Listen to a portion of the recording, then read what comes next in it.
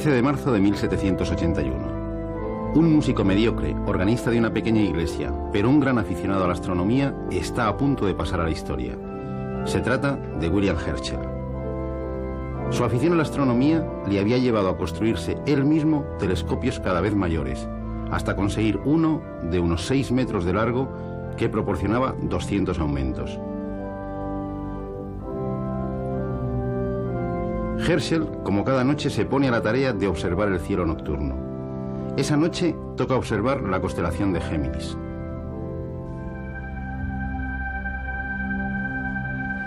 Esta región del cielo es bien conocida por Herschel.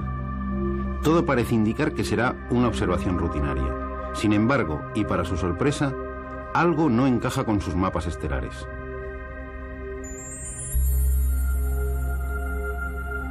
En medio de las estrellas conocidas aparece un objeto extraño, un pequeño disco de diámetro apreciable, es decir, algo que no es una estrella. Quizá fuese un cometa.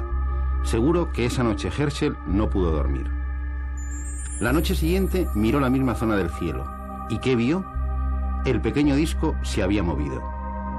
Herschel había encontrado un nuevo planeta, el primero que se descubría desde la antigüedad.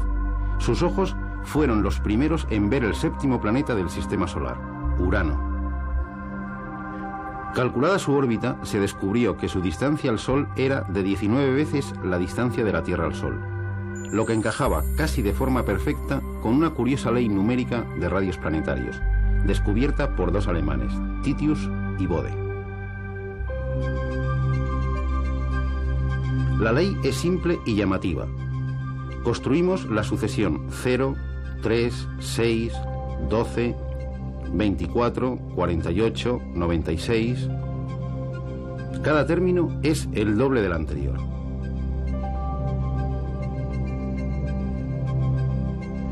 Sumamos 4 a cada término y lo dividimos por 10. Obtenemos 0,4, 0,7, 1, 1,6, 2,8, 5,2, 10, 19,6. Si comparamos estos números con las distancias de los planetas al Sol, medidas en unidades astronómicas, es decir, tomando como unidad la distancia Tierra-Sol, la aproximación es extraordinaria. Pero hay algo que falla. No hay ningún planeta que se corresponda con la distancia 2,8. Este planeta ausente resultó no ser un verdadero planeta. En efecto, en 1801 se descubre el asteroide Ceres. Pero su pista se pierde al cabo de unos meses, al pasar detrás del Sol. Con los pocos datos de esas escasas observaciones, un joven matemático alemán de 24 años, Carl Friedrich Gauss, realizó los cálculos de su órbita y señaló hacia dónde tenían que apuntar los telescopios para reencontrar a Ceres. Y en efecto, allí estaba. Y tras la órbita de Ceres, las de Palas, Vesta y Juno. En el lugar del 5º planeta de Bode no había uno, sino un rosario de pequeños planetas, el cinturón de asteroides. Este entretenimiento matemático le valió a Gauss el nombramiento como director del Observatorio Astronómico de Göttingen, hasta la fecha de su muerte 54 años después.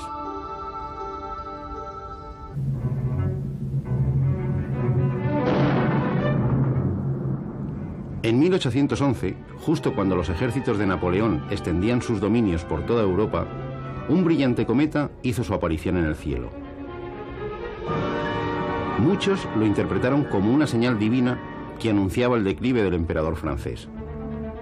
Para Gauss fue la ocasión de comprobar el poder de sus teorías y métodos de cálculo.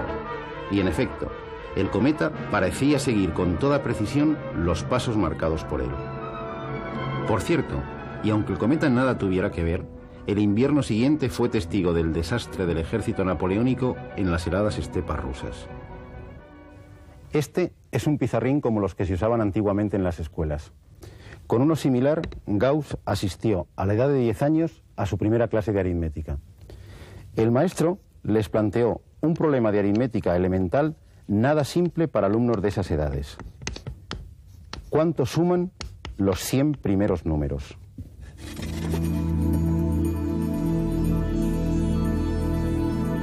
Gauss, en menos de un minuto y sin realizar ninguna operación, escribió el resultado y le entregó el pizarrín al maestro. Había escrito este número, 5050, que es el resultado correcto. ¿Cómo lo hizo? Sencillamente sumando por parejas, el primero y el último, el segundo y el penúltimo, el tercero y el antepenúltimo. Los resultados de cada una de estas sumas coinciden y siempre valen 101. Para obtener el resultado final, basta contar el número de parejas, 50, y multiplicarlo por el resultado de cada suma. 50 por 101 igual a 5050. El maestro descubrió que tenía ante sí a un auténtico genio matemático. A la edad de 18 años, Gauss realizó un descubrimiento que por sí solo le habría hecho pasar a la historia de las matemáticas. Tiene que ver con estos dos instrumentos, una regla y un compás. Euclides demostró que utilizando exclusivamente una regla y un compás, es decir, trazando solo rectas y círculos, se pueden construir los polígonos regulares de 3, 4, 5 y 15 lados. Construir un triángulo equilátero es relativamente sencillo. Para construir un cuadrado, basta con trazar la perpendicular por uno de los extremos del segmento original y marcar sobre ella un segmento de igual longitud.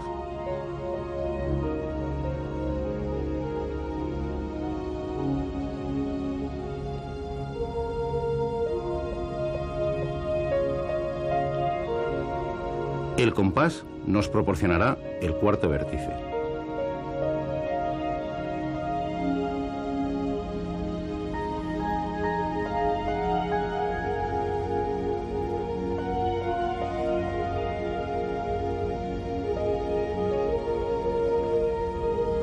Una vez construidos estos polígonos, es fácil construir aquellos cuyo número de lados es justo el doble.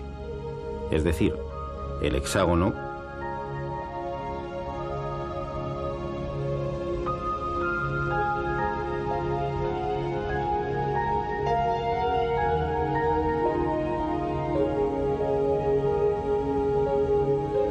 el octógono,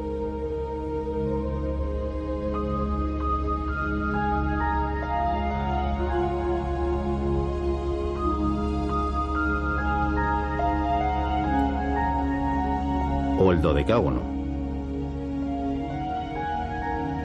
Desde los tiempos de Euclides se pensaba que era imposible construir con regla y compás exclusivamente polígonos regulares con un número de lados distintos de estos.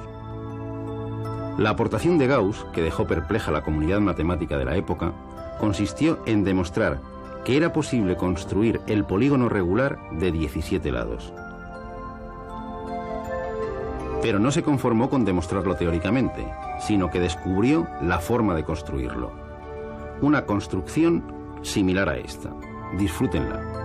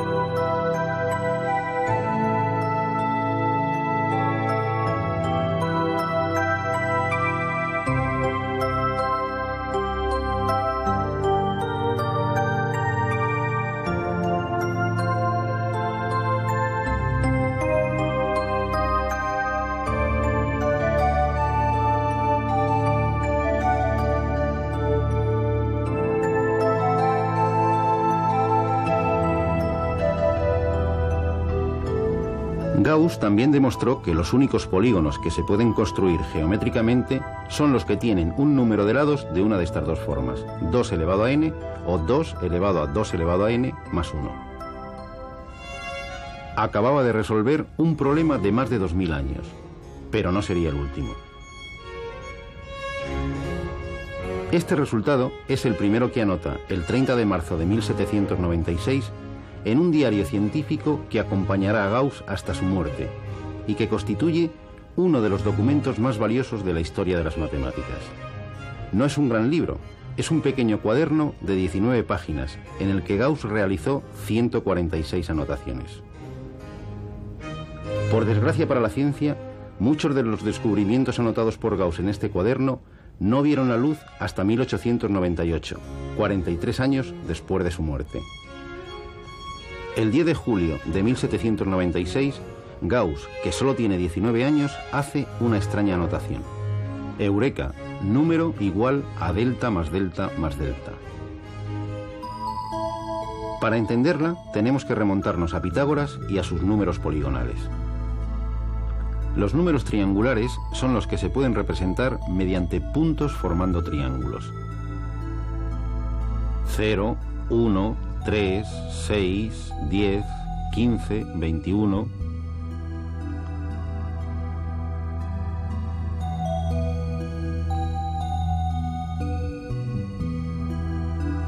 Con su anotación, Gauss refleja un resultado increíble, de ahí su alegría. Todo número natural es la suma de tres números triangulares.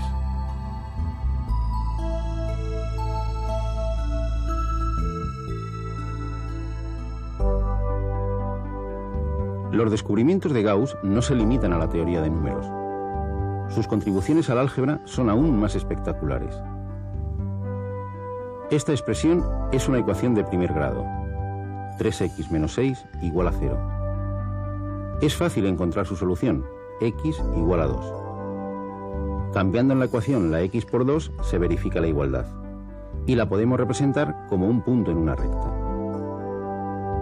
X al cuadrado menos 2x menos 3 igual a 0. Esta es una ecuación de segundo grado. También es fácil encontrar sus soluciones, x igual a 3 y x igual a menos 1. Son números reales, es decir, puntos de la recta real. Todos los números reales se pueden representar en una recta de esta manera.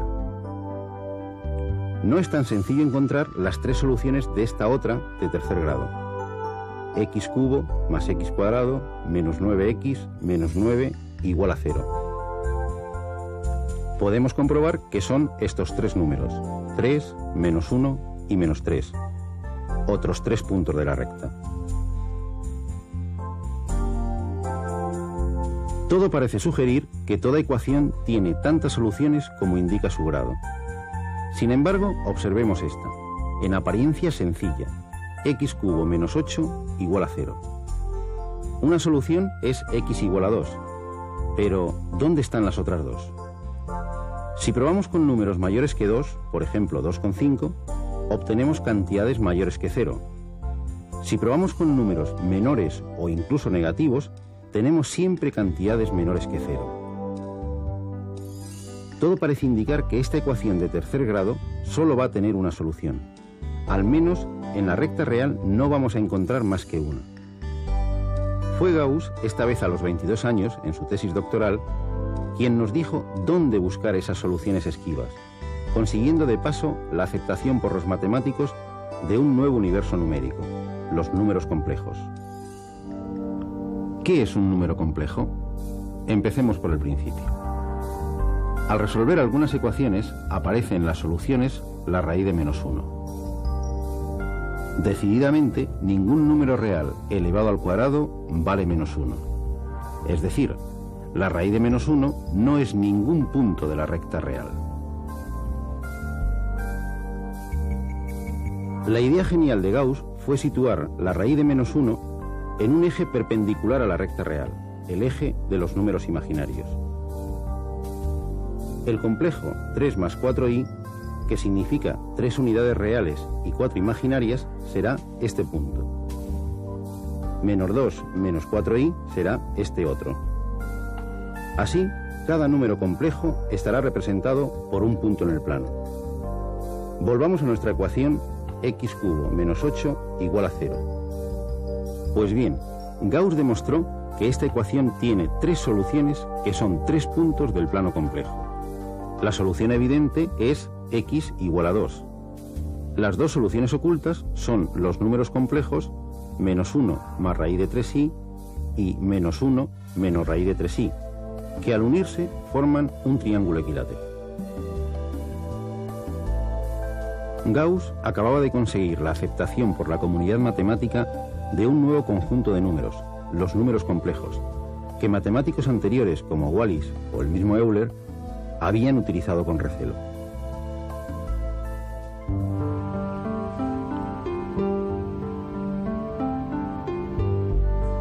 Desde Euclides, pocos habían cuestionado su famoso quinto postulado.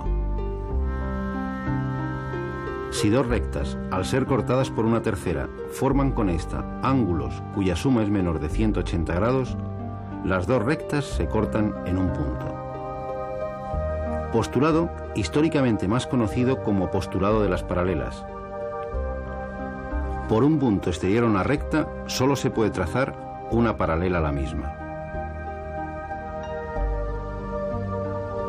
En el siglo XVIII, Legendre demostró que este postulado es equivalente a afirmar que la suma de los ángulos de un triángulo es igual a 180 grados.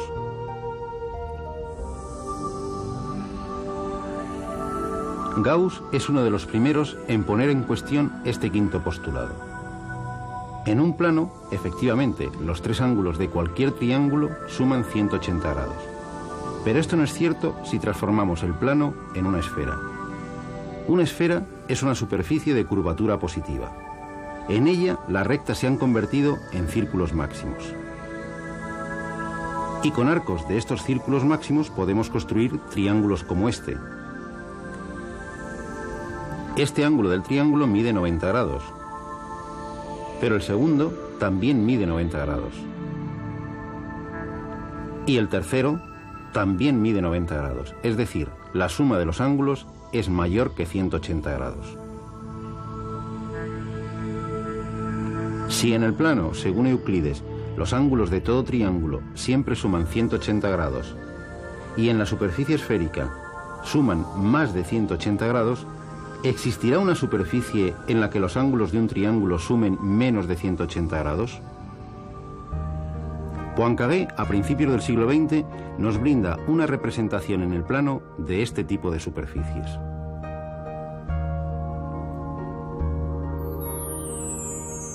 Pero es más fácil imaginarlo en el espacio. Sería una superficie de curvatura negativa, algo parecido a un embudo que se estrecha y se prolonga indefinidamente. Se le llama pseudoesfera. En estas superficies, las líneas más cortas entre dos puntos no son rectas, se llaman geodésicas.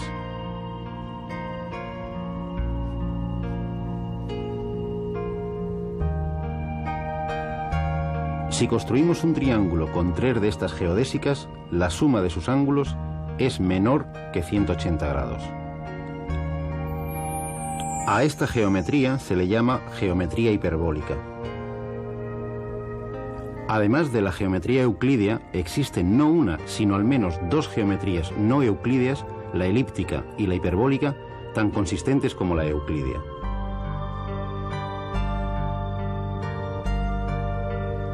Una de estas geometrías no euclídeas serviría un siglo más tarde como modelo matemático a Albert Einstein para su teoría de la relatividad. En la primera mitad del siglo XIX, dos jóvenes matemáticos, el húngaro János Bolyai y el ruso Nikolai Lobachevsky, habían publicado casi simultáneamente su descubrimiento de la geometría hiperbólica. 20 años antes, Gauss había llegado a esos mismos resultados, aunque nunca se atrevió a publicarlos. Pero las actividades de Gauss no se limitaron al mundo de las matemáticas y al de la astronomía. Gauss colaboró con el físico Wilhelm Weber en numerosos experimentos sobre magnetismo. A ellos les debemos el invento del magnetómetro, un instrumento para medir la intensidad del campo magnético. Y fueron ellos los autores del primer mapa magnético de la Tierra. No es ninguna casualidad que la unidad de densidad de flujo magnético se llame Gauss. Por cierto, Gauss y Weber se comunicaban entre sus despachos del Observatorio Astronómico y la universidad, separados más de 2 kilómetros, a través de un telégrafo de su invención, unos cuantos años antes de que Morse emitiese su primer mensaje telegráfico.